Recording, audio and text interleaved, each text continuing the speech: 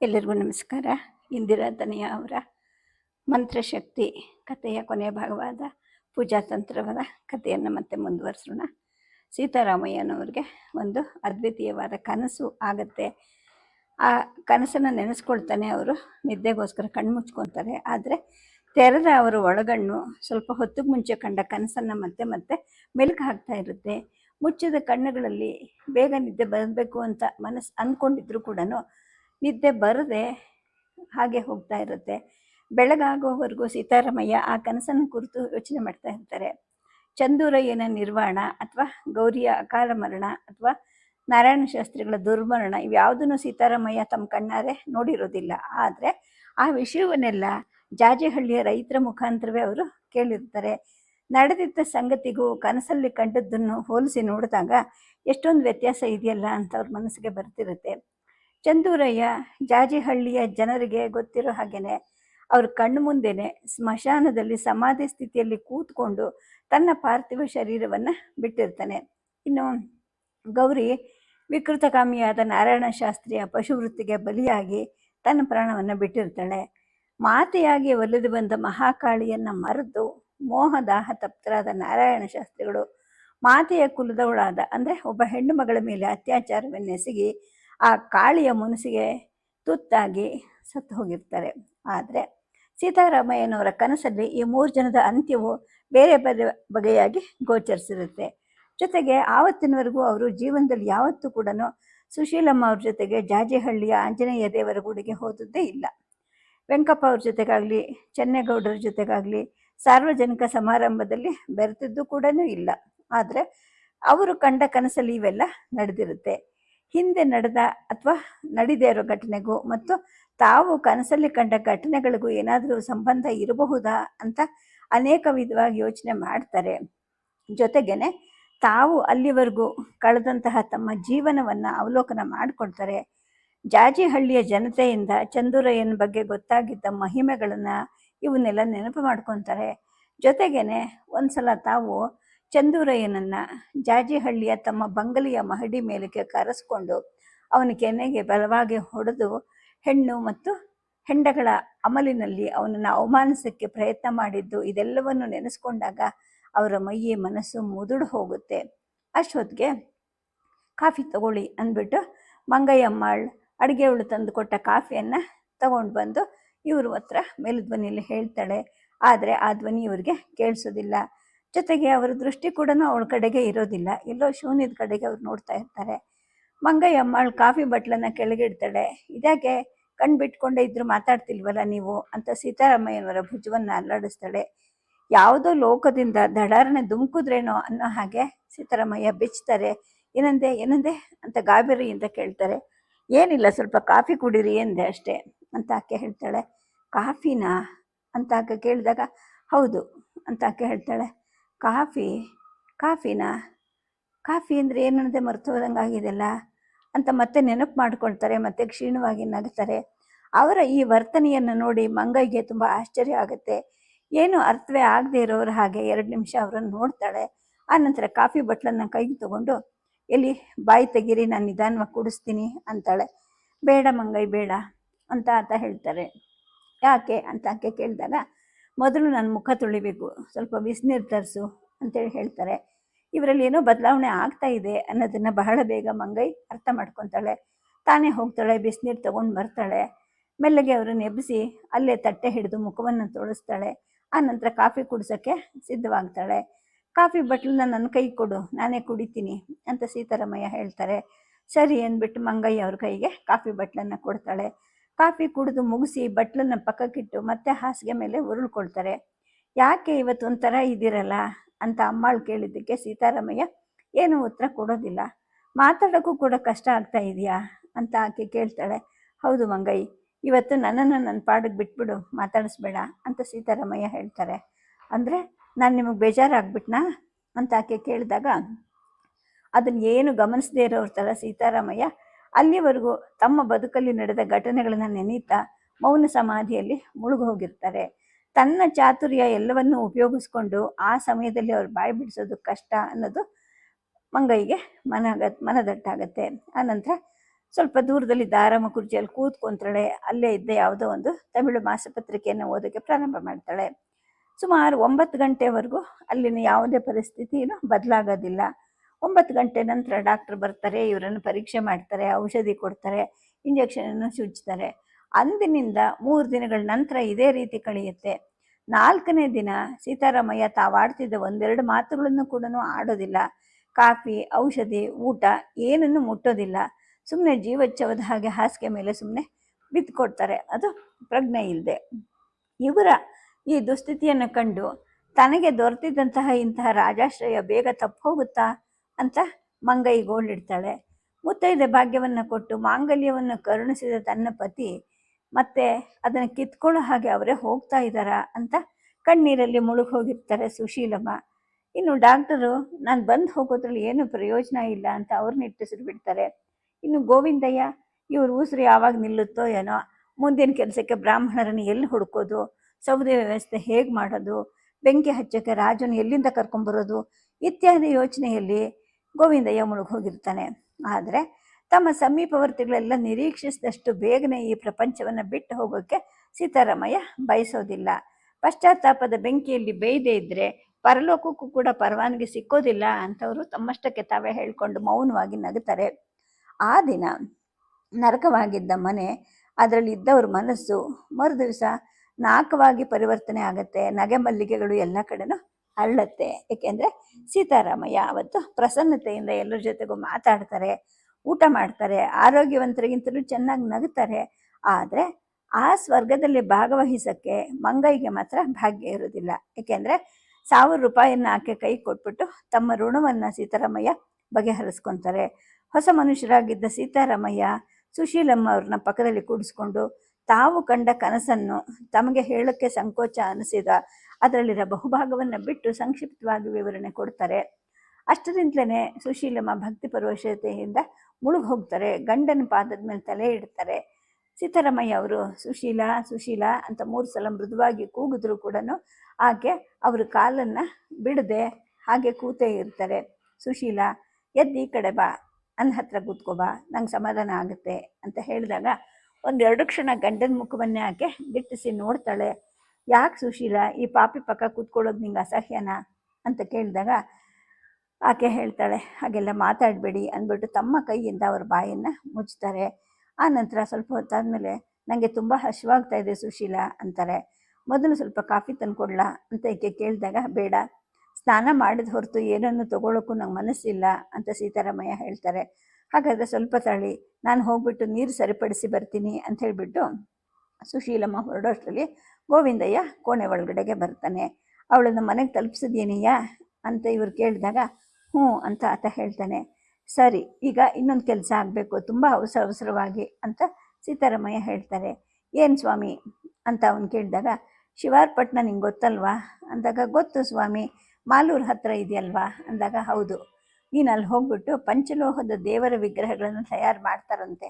ನೀನು ಅಲ್ಲಿ ಹೋಗ್ಬಿಟ್ಟು ಆಂಜನೇಯ ಸ್ವಾಮಿಯ ಉತ್ಸವ ಮೂರ್ತಿ ಸಿಕ್ಕುತ್ತಾ ವಿಚಾರಿಸು, ಸಿಕ್ಕೋ ಹಾಗಿದ್ರೆ ಒಂದು ಒಳ್ಳೆ ವಿಗ್ರಹವನ್ನು ತಕ್ಷಣ ತಂದು ಬಿಡು ಅಂತ ಕೂಡ ಹೇಳಿದಾಗ ಆಗಲಿ ಸ್ವಾಮಿ ಅಂತ ಗೋವಿಂದಯ್ಯ ಒಪ್ಕೋತಾನೆ.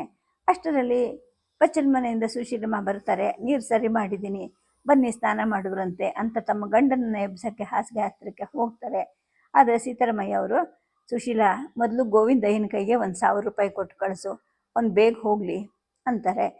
ಆಕೆ ಯಾಕೆ ಅಂತ ಕೂಡ ಪ್ರಶ್ನೆ ಮಾಡದೆ ಗಂಡ ಹೇಳಿದ ಹಾಗೆ ಮಾಡ್ತಾರೆ. ಹಣ ಜೋಪಾನ ಗೋವಿಂದಯ್ಯ, ಬೆಲೆ ಹೆಚ್ಚು ಕಡಿಮೆ ಆದರೂ ಪರವಾಗಿಲ್ಲ, ದುಡ್ಡೇ ದೊಡ್ಡದು ಅಂತ ಹಿಂದೆ ಮುಂದೆ ತುಳಿದು ಬರೀ ಕೈಯಲ್ಲಿ ಮಾತ್ರ ವಾಪಸ್ ಬರಬೇಡ, ನಾನು ಹೇಳಿದ್ದೆಲ್ಲ ಸರಿಯಾಗಿ ನೆನ್ಪಿಟ್ಕೋ ಅಂತ ಸೀತಾರಾಮಯ್ಯ ಹೇಳ್ತಾರೆ.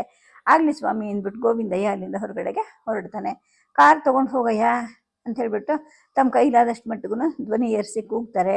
ಆ ನಂತರ ಸುಶೀಲಮ್ಮನವ್ರ ಸಹಾಯದಿಂದ ಎದ್ದು ಅವರ ಭುಜದ ಆಶ್ರಯದಿಂದಲೇ ಬಚ್ಚಲ ಮನೆಗೆ ಬರ್ತಾರೆ, ಸ್ನಾನ ಮಾಡ್ತಾರೆ.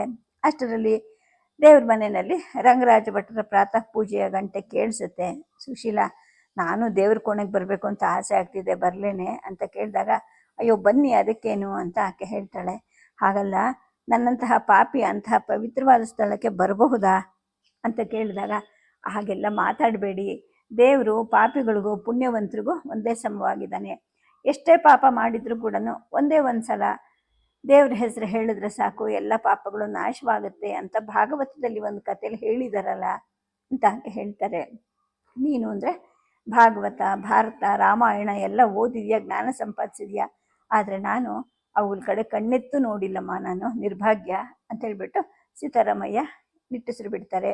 ಆ ವಿಷಯವನ್ನೆಲ್ಲ ಕುರಿತು ದುಃಖ ಪಡಬೇಡಿ, ಇವತ್ತಿಂದಲೇ ಬೇಕಾದರೆ ರಘೋತ್ತಮಾಚಾರ್ಯರನ್ನ ಕರೆಸೋಣ, ಭಾಗವತ ಪಾರಾಯಣ ಇಡಿಸೋಣ ಅಂತ ಸುಶೀಲಮ್ಮ ಹೇಳ್ತಾರೆ. ನಿಧಾನವಾಗಿ ಗಂಡನನ್ನು ಕರ್ಕೊಂಡು ದೇವ್ರ ಕೋಣೆ ಹತ್ತಿರಕ್ಕೆ ಬರ್ತಾರೆ. ಅಷ್ಟೊತ್ತಿಗೆ ರಂಗರಾಜ ಭಟ್ರು ಆಗ್ತಾನೆ ಅರ್ಚನೆಯನ್ನು ಮುಗಿಸಿ ಹಾಲು ಹಣ್ಣುಗಳ ನೈವೇದ್ಯವನ್ನು ಮಾಡಿ ಮಂಗಳಾರತಿಗೋಸ್ಕರ ಕಾಯ್ತಾ ಇರ್ತಾರೆ. ಸುಶೀಲಮ್ಮ ಬಂದ ಹೊರತು ಅವರಿಂದ ಮಂಗಳಾರತಿ ಮಾಡದೇ ಇರ್ತಿರ್ಲಿಲ್ಲ. ಸೀತಾರಾಮಯ್ಯ ಅವರನ್ನ ಗೋಡೆ ಪಕ್ಕದಲ್ಲಿ ನಿಲ್ಲಿಸಿ ಸುಶೀಲಮ್ಮ ದೀರ್ಘದಂಡ ನಮಸ್ಕಾರ ಮಾಡ್ತಾರೆ. ಮಂಗಳಾರತಿ ಮಾಡ್ಲಾ ತಾಯಿ ಅಂತ ಆತ ಕೇಳಿದಾಗ ಆಗಲಿ ಭಟ್ರೆ ಅಂತ ಈಕೆ ಹೇಳ್ತಾಳೆ.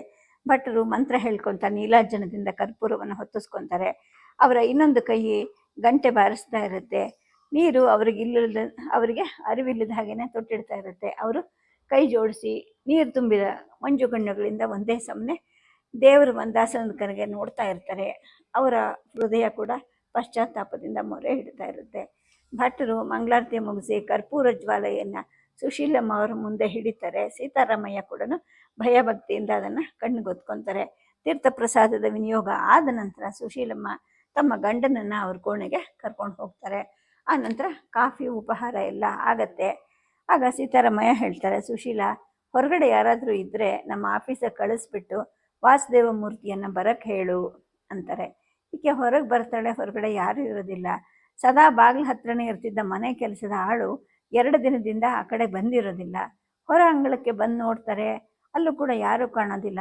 ತಕ್ಷಣ ಏನೋ ನೆನಪು ಮಾಡ್ಕೊಂಡವ್ರು ಹಾಗೆ ಪಕ್ಕದ ಮನೆಯಲ್ಲಿದ್ದ ಶಿವಲಿಂಗಯ್ಯ ಅವ್ರ ಮನೆಗೆ ಹೊರಡ್ತಾರೆ. ಅವ್ರ ಮನೆ ಆವರಣದಲ್ಲಿ ಪಡಸಾಲಿನಲ್ಲಿ ನಂದೀಶ ಒತ್ತ ಕೂತ್ಕೊಂಡಿರ್ತಾನೆ. ಅವನನ್ನು ನೋಡಿ ಈಕೆಗೆ ಸಮಾಧಾನ ಆಗುತ್ತೆ. ಅಮ್ಮ ಅವ್ರು ಬರ್ತಿದ್ದಾರೆ, ಕಾಲು ಮುದ್ರಕೊಳ್ಳೋ ಅಂತ ನಂದೀಶ ಪಕ್ಕದಲ್ಲಿದ್ದ ನರಸಿಂಹಯ್ಯನ ಹತ್ರಕ್ಕೆ ಹೇಳಿರ್ತಾನೆ. ಸುಶೀಲಮ್ಮ ಒಳಗೆ ಬರ್ತಾರೆ. ನಿಮ್ಮಿಬ್ಬರಲ್ಲಿ ಯಾರಾದರೂ ಒಬ್ಬರು ಸ್ವಲ್ಪ ಪುರುಸೊತ್ತು ಮಾಡ್ಕೊಂಡು ಬರ್ತೀರಪ್ಪ, ನನಗೊಂದು ಉಪಕಾರ ಆಗಬೇಕು ನಿಮ್ಮಿಂದ ಅಂತ ಆಕೆ ಕೇಳಿದಾಗ, ಹೇಳಿ ತಾಯಿ ನಾನು ಮಾಡ್ತೀನಿ ಅಂತ ನಂದೀಶ ಎದ್ದು ನಿಂತ್ಕೊಳ್ತಾನೆ. ಬೇಡ ಕಣೋ, ನೀನಿರು, ಮಗು ಹತ್ರ ಅಕ್ಕ ಅವರು ನಿನ್ನ ಕೂಗ್ತಾರೆ, ನಾನು ಅಮ್ಮವ್ರ ಜೊತೆಗೆ ಹೋಗ್ತೀನಿ ಅಂತ ಹೇಳಿಬಿಟ್ಟು ನಂದೀಶನನ್ನು ತಡೆದು ಸುಶೀಲಮ್ಮನವ್ರ ಹಿಂದೆ ನರಸಿಂಹಯ್ಯ ಹೊರಡ್ತಾನೆ. ನಮ್ಮ ಯಜಮಾನ್ರ ಆಫೀಸ್ ನೋಡಿದ್ಯಪ್ಪ ಅಂತ ಅವ್ರು ಕೇಳಿದಾಗ, ನೋಡಿದ್ದೀನಿ ತಾಯಿ, ಬಳೆಪೇಟೆಯಲ್ಲಿದೆ ಅಂತ ಹೇಳ್ಬಿಟ್ಟು ನರಸಿಂಹಯ್ಯ ಹೇಳ್ತಾನೆ. ಈಗೋ 8 ಆಣೆ ತಗೋ, ಯಾವುದಾದ್ರೂ ಬಾಡಿಗೆ ಸೈಕಲ್ ತೊಗೊಂಡು ಅವ್ರ ಆಫೀಸ್ಗೆ ಹೋಗ್ಬಿಟ್ಟು ಅಲ್ಲಿ ವಾಸುದೇವ ಮೂರ್ತಿಗಳು ಅಂತಿರ್ತಾರೆ, ಅವ್ರನ್ನ ತಕ್ಷಣ ಬರೋಕ್ಕೆ ಹೇಳು, ಯಜಮಾನ್ರು ಹೇಳಿ ಕಳಿಸಿದ್ರು ಅಂತ ಹೇಳು ಅಂಥೇಳಿ ಹೇಳ್ತಾರೆ. ಆಗಲಿ ತಾಯಿ, ಜೊತೆಯಲ್ಲೇ ಬಂದರೆ ಅವ್ರನ್ನ ಕರ್ಕೊಂಡು ಬಂದುಬಿಡ್ತೀನಿ ಅಂತ ನರಸಿಂಹಯ್ಯ ಸೈಕಲ್ ಅಂಗಡಿ ಕಡೆಗೆ ಹೆಜ್ಜೆ ಹಾಕ್ತಾನೆ. ಎಲ್ಲರ ಬಾಯಲ್ಲೂ ಕೆಟ್ಟವನು ಅನ್ನಿಸ್ಕೊಂಡಿದ್ದ ಈ ನರಸಿಂಹಯ್ಯ ಈಗ ಎಷ್ಟು ಒಳ್ಳೆಯವನಾಗ್ತಾ ಇದ್ದಾನಲ್ಲ.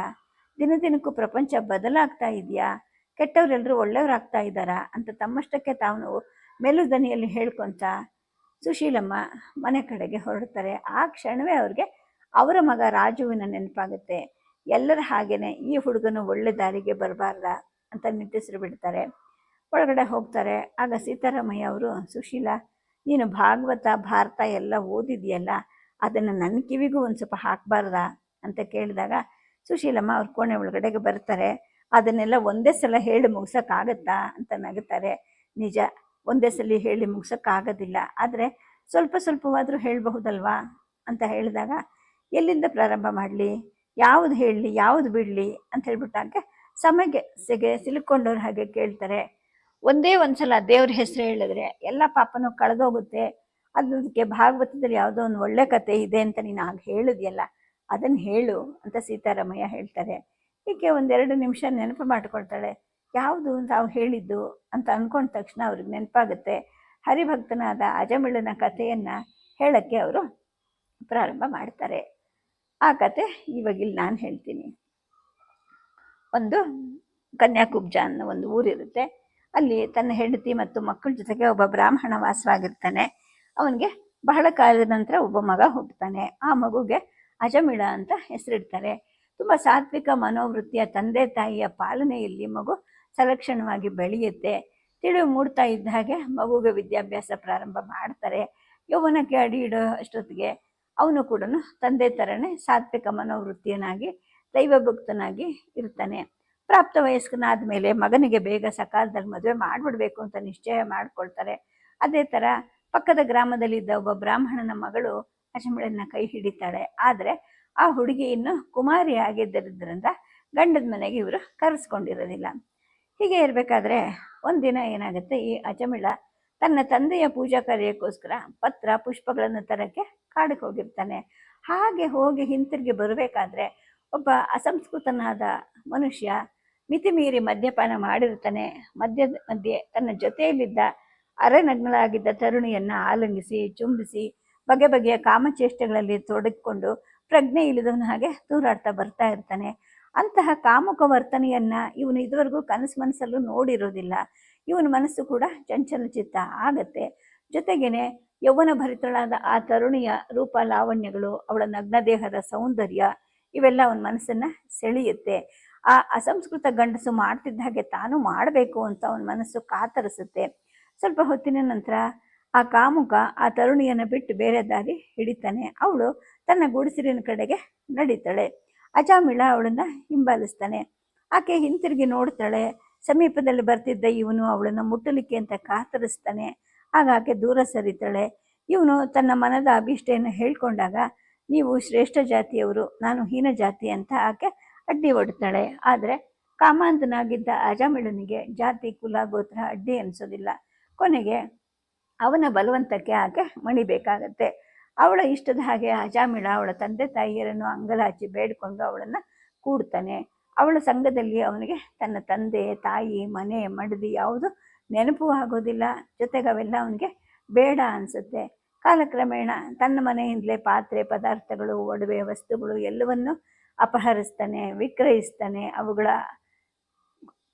ಅವುಗಳಿಂದ ಬಂದ ದುಡ್ಡಿನಿಂದ ಇವಳ ಆಸೆಯನ್ನು ಪೂರೈಸೋಕ್ಕೆ ತೊಡಗ್ತಾನೆ. ಕೆಲ ದಿನಗಳಾಗುತ್ತೆ, ಅವನ ತಂದೆ ತಾಯಿ ತೀರ್ಕೊಳ್ತಾರೆ. ಕೈ ಹಿಡಿದ ಹೆಂಡತಿ ಇವಳು ಈ ಥರ ಒಂದು ಅಸಂಸ್ಕೃತವಾದ ದಾರಿ ಹಿಡಿದ ಅಂತ ಹೇಳಿಬಿಟ್ಟು ಆತ್ಮಹತ್ಯೆ ಮಾಡ್ಕೊಂಡ್ಬಿಡ್ತಾಳೆ. ಕೊನೆಗೆ ಅಜಾಮಿಳ ತನ್ನ ಈ ಅಸಂಸ್ಕೃತ ಪ್ರೇಯಸಿ ಜೊತೆಗೆ ವಾಸಿಸ್ತಾನೆ. ಅವಳಿಂದ ಅವನಿಗೆ 10 ಮಕ್ಕಳು ಹುಟ್ಟುತ್ತಾರೆ. ಕೊನೆ ಮಗನ ಹೆಸರು ನಾರಾಯಣ ಅಂತ. ಅವನ ಕಂಡ್ರೆ ಅವನಿಗೆ ಬಹಳ ಅಚ್ಚುಮೆಚ್ಚು. ದುಷ್ಟ ವ್ಯಕ್ತಿಗಳಿಂದ ಜೀವನವನ್ನು ನಡೆಸ್ತಿದ್ದಂತಹ ಅಜಾಮಿಳನಿಗೆ ಯೌವನ ಕಳೆಯುತ್ತೆ, ಮುಪ್ಪು ಮುಸುಕುತ್ತೆ, ರೋಗ ರಕ್ತಗತವಾಗುತ್ತೆ. ಸುಖದ ರಾತ್ರಿಗಳನ್ನು ಕಳೆದಿದ್ದ ಹಳೆ ಹಾಸಿಗೆ ಮೇಲೇನೆ ಅವನು ಭರಿಸಲಾಗದ ಸಂಕಟದಿಂದ ಇರಬೇಕಾಗಿ ಬರುತ್ತೆ. ಈಗ ಅವನ ಕಣ್ಣುಗಳಿಗೆ ಸಾವಿನ ಒಂದು ಕುರೂಪತೆ ಹೆದರಿಸ್ತಾ ಇರುತ್ತೆ. ಆ ಸಮಯಕ್ಕೆ ಯಮಭಟರು ಬರ್ತಾರೆ. ಅವರ ರಾಕ್ಷಸ ರೂಪವನ್ನು ಕಂಡು ಇವನಿಗೆ ಭಯ ಆಗುತ್ತೆ. ಚೀರ್ತಾನೆ ಇವನು. ಆದರೆ ಅವರು ಇವನನ್ನು ಬಿಡೋದಿಲ್ಲ. ಅವನ ಮೇಲೆ ಪಾಶಗಳನ್ನು ಎಸಿತಾರೆ. ತನ್ನ ಮುದ್ದು ಮಗುವನ್ನಾದರೂ ನೋಡಿಬಿಟ್ಟು ಆಮೇಲೆ ಯಮಭಟರ ಜೊತೆಗೆ ಹೋಗೋದು ಅಂತ ಅಂದ್ಕೊಂಡು ಇವನು ನಾರಾಯಣ ನಾರಾಯಣ ಅಂತ ತನ್ನ ಮಗನ ಹೆಸರನ್ನು ಗಟ್ಟಿಯಾಗಿ ಕೂಗ್ತಾನೆ. ಆಗ ಮಗನ ಹೋಗೋಡಕ್ಕೆ ಮುಂಚೆನೇ ವಿಷ್ಣು ದೂತರು ಅಲ್ಲಿ ಪ್ರತ್ಯಕ್ಷರಾಗ್ತಾರೆ. ಯಮಭಟರ ಪಾಶದಿಂದ ಅಜಮಿಳನನ್ನು ಬಿಡಿಸ್ತಾರೆ. ಅಯ್ಯ, ನೀವು ಹೊರಡಿ. ದೇವೋತ್ಮನಾದ ಶ್ರೀ ವಿಷ್ಣುವಿನ ಹೆಸರನ್ನು ತನ್ನ ಅಂತ್ಯಕಾಲದಲ್ಲಿ ಇವನು ಒಂದ್ಸಲ ಆದರೂ ಉಚ್ಚಾರಣೆ ಮಾಡಿದ್ದಾನೆ. ಹಾಗಾಗಿ ಇವನ ಪಾಪಕೋಟಿಗಳೆಲ್ಲ ನಾಶ ಆಗಿದೆ. ಇವನೀಗ ಮೋಕ್ಷಕ್ಕೆ ಅರ್ಹನಾದವನು ಅಂತ ವಿಷ್ಣು ದೂತರು ಯಮಭಟರನ್ನು ಸಮಾಧಾನ ಪಡಿಸಿ ಬೀಳ್ಕೊಳ್ತಾರೆ. ಅವರು ಹೊರಟೋಗ್ತಾರೆ. ಈ ಆಶ್ಚರ್ಯಕರವಾದ ಪ್ರಸಂಗದಿಂದ ಅಜಾಮಿಳನ ಮನಸ್ಸು ಶೀಘ್ರವಾಗಿ ಪರಿವರ್ತನೆ ಆಗತ್ತೆ. ಹಿಂದೆ ತಾನು ನೈಷ್ಠಿಕವಂತನಾಗಿ ಸಾತ್ವಿಕ ಗುಣಸಂಪನ್ನನಾಗಿ ತಂದೆ ತಾಯಿಯರ ಜೊತೆಗೆ ಇದ್ದಿದ್ದು, ಅನಂತರ ಕಾಮಾಂಧನಾಗಿ ತನಗೆ ಅನುರೂಪಳೇ ಅಲ್ಲದೆ ಇರೋ ಒಬ್ಬ ಅಸಂಸ್ಕೃತ ಸ್ತ್ರೀಯ ಜೊತೆ ಸಂಸಾರ ನಡೆಸಿದ್ದು ಎಲ್ಲ ನೆನಪಾಗತ್ತೆ. ಅಂತ್ಯಕಾಲದಲ್ಲಿ ದೇವರ ಹೆಸರಾದ ತನ್ನ ಮುದ್ದು ಮಗನ ಹೆಸರನ್ನ ಕೂಗಿದ್ದರಿಂದ ದೊರೆತಂತಹ ಈ ಫಲ ಎಲ್ಲವೂ ಅವನಿಗೆ ನೆನಪು ಆಗುತ್ತೆ. ಪುಟವಿಟ್ಟ ಚಿನ್ನದ ಹಾಗೆ ಅವನ ಮನಸ್ಸು ಶುದ್ಧವಾಗುತ್ತೆ. ಆನಂತರ ಗಂಗಾದ್ವಾರಕ್ಕೆ ಹೋಗಿ ತಪಸ್ಸು ಮಾಡಿ ಮುಕ್ತಿಯನ್ನು ಪಡಿತಾನೆ. ಈ ಭಕ್ತಿಪೂರ್ಣವಾದ ಕಥೆಯನ್ನು ಸುಶೀಲಮ್ಮ ತಮ್ಮ ಮಾತುಗಳಿಂದ ರಸಪೂರ್ಣವಾಗಿ ಹೇಳ್ತಾರೆ. ಅದನ್ನು ಕೇಳ್ತಾ ಕೇಳ್ತಾ ಸೀತಾರಾಮಯ್ಯನವರ ಹೃದಯವೂ ಕೂಡ ಮೊರೆಯಿಡುತ್ತೆ. ಅಜಾಮಿಳನನ್ನು ಉದ್ಧಾರ ಮಾಡಿದಾಗೆ ನನ್ನನ್ನು ಉದ್ಧರಿಸು ದೇವ ಅಂತ ಅವರು ತುಂಬು ಮನಸ್ಸಿನಿಂದ ಭಗವಂತನಲ್ಲಿ ಪ್ರಾರ್ಥನೆ ಇಡ್ತಾರೆ. ಸದ್ಯಕ್ಕೆ ಕಥೆಯನ್ನು ನಿಲ್ಲಿಸಿರ್ತೀನಿ. ನಮಸ್ಕಾರ.